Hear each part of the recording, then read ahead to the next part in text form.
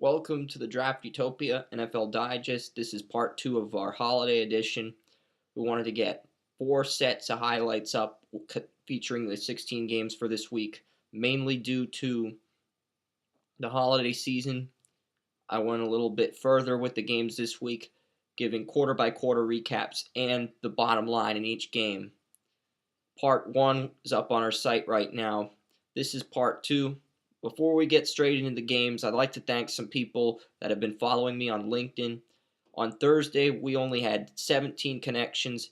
As of 11:55 Tuesday night, we now have over 141 connections for LinkedIn. So I'd like to thank people on LinkedIn, whether it's Jay Crawford, Freddie Coleman, any big names out there, Sean Zobel, just for helping me get my name out there. Let's dive straight into the highlights. Washington Redskins versus the Cleveland Browns. TJ Ward would have a 56-yard interception return that would set up a Trent Richardson run. Up to this point, Richardson had 4 carries, 24 rushing yards, and a score in the first quarter. Kirk Cousins would respond with a 54-yard touchdown pass to Leonard Hankerson. Second quarter, Browns lead 14-10 at halftime. Third quarter, Alfred Morris with a 3-yard run. Redskins lead 17-14. Second and goal, Redskins ball. Kirk Cousins to Alfred Morris. Cousins would throw to Leonard Hankerson again. 24-14 Redskins. Redskins got another touchdown, making it 31-14. Brandon Weeden to Travis Benjamin. Cleveland cuts the deficit to 10 points. Redskins win 38-21. Kirk Cousins throws a pick 6 to TJ Ward. Cleveland would lead at halftime. Like I said earlier, Richardson had 2 rushing touchdowns in the first half. The bottom line is Richardson was held to 28 rushing yards on 11 carries, despite having 24 rushing yards on his first 4 carries initially heading into this contest. Washington dropped 21 unanswered points. The Redskins led 31-14. By then it was too late. Washington wins 38-21 with Kirk Cousins. Leonard Hankerson, 2 receptions. Both were receiving touchdowns. Brandon Weeden just looked horrible until the fourth quarter when he threw that pass to Travis Benjamin. He was making bad throws, looked real rusty. You really have to credit Washington's defense for showing up and helping the Redskins get a critical win without Robert Griffin III. Indianapolis Colts face the Houston Texans. This is a game that had huge AFC South implications. The Colts were hot. This was their lone fighting chance to even up the division and make things very interesting. How would they respond at Reliant Stadium? Matt Schaub with a 52-yard pass to Andre Johnson early in the game. That puts the Texans in the red zone, which sets up a Texans field goal. Johnson already 2 receptions for 61 receiving yards on that drive. Texans had a 106-5 total yards differential through the first 7.5 minutes of the first quarter. So basically, during the first half of the first quarter, the Texans own the Colts in terms of ball control, total yards, and maintaining the momentum of the contest. Sure, Schaub went 6 for 8, 98 passing yards in the first quarter. But the bottom line is the Texans were up 100 yards over the Colts. J.J. Watt sacks Andrew Luck. That would be the second sack that Luck took today. You have to credit the Texans' defense. The Colts' offensive line is doing their best, but Andrew Luck's got to react quicker to the plays. Sure, some rookie mistakes that Luck's endured. You got to credit Antonio Smith and J.J. Watt for getting pressure on the quarterback. A 3-4 defensive end tandem for the Houston Texans really did a nice job limiting Luck's ability to make the throws.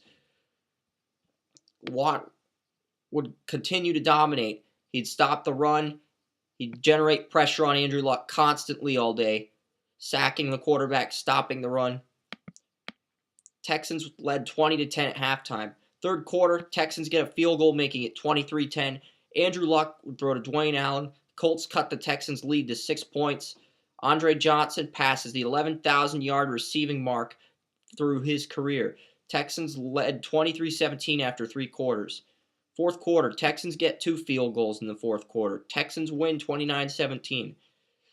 The Colts played well for the first time out against the Texans. T.Y. Hilton, Donnie Avery, Dwayne Allen, Kobe Fleener, and Dwayne Allen, Reggie Wayne. The playmakers, they all got an equal amount of action. Because Fleener was coming off an injury, he only had 1 reception. Luck had 2 touchdowns, no picks, 13 through 27 against a formidable Texans defense. So you have to give Luck credit for making these throws, even though this was a rough game on his part. Shane Graham had a whopping 5 field goals for the Houston Texans in this contest. Arian Foster, 165 rushing yards. Matt Schaub, 261 passing yards, 1 touchdown, no picks. Andre Johnson, 11 receptions, 151 receiving yards, and 1 receiving touchdown. The Texans win and go to 12-2. Yeehaw! Jacksonville Jaguars versus the Miami Dolphins. Chad Henne with a 38-yard pass to Justin Blackmon. That would give the Jaguars a 3-0 lead. Dan Carpenter would respond with a 53-yard field goal. That ties the game up at 3. Second quarter, poor pass blocking is mainly due to left tackle Jake Long's injury for the Miami Dolphins. The injury forced rookie right tackle Jonathan Martin to move over to left tackle. That's not a problem for Martin, though, because he played left tackle at Stanford protecting Andrew Luck's blind side. Miami's backup right tackle misses an assignment in the pass protection. That sets up a fumble that Jacksonville recovers. Chad Henne throws a 20-yard touchdown to Justin Blackmon, but an illegal substitution by Jacksonville cancels out the Jaguars' touchdown. Ryan Tannehill throws a passing touchdown to make it 10-3 Dolphins. The bottom line here is the illegal substitution really killed the Jaguars' momentum in the game. Not only does it cancel out a touchdown, the defense allows a touchdown, and Miami had control of the game from this point forward. Third quarter, Reggie Bush had a 53-yard run. 2 field goals in the third quarter make it 16-3. Fourth quarter, Anthony Fasano catches a 2-yard pass from Ryan Tannehill. Dolphins go for 2, and they would win 24-3 after converting the 2-point conversion. Ryan Tannehill, 22 for 28, 220 passing yards, and 2 passing touchdowns. Reggie Bush had 104 rushing yards on 21 carries despite no rushing touchdowns. Bush helped establish tempo. You have to credit the Dolphins' run blocking.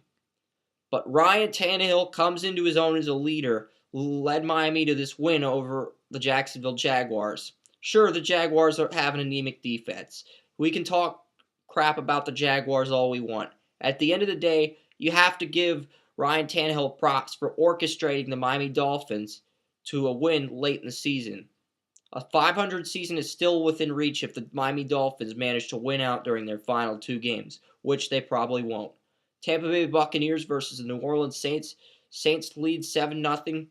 Josh Freeman to Mike Williams. First down, good coverage by Patrick Robinson. Jabari Greer with an interception. Saints lead 10-0. Doug Martin gets a first down off a run.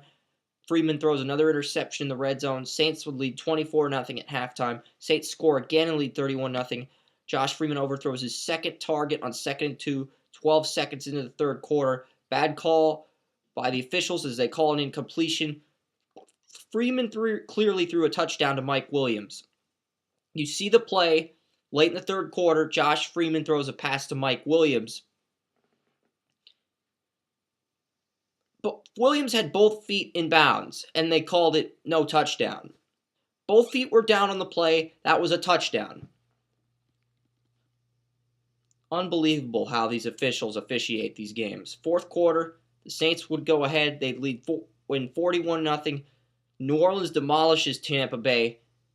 Buccaneers should be ashamed of their performance. Losing 41-0. That is simply unacceptable. That's it for this week's edition of Draft Utopia. Tune in tomorrow. We'll talk about the Minnesota Vikings and the St. Louis Rams and cover some of the late games. This is Chris Ransom of Draft Utopia.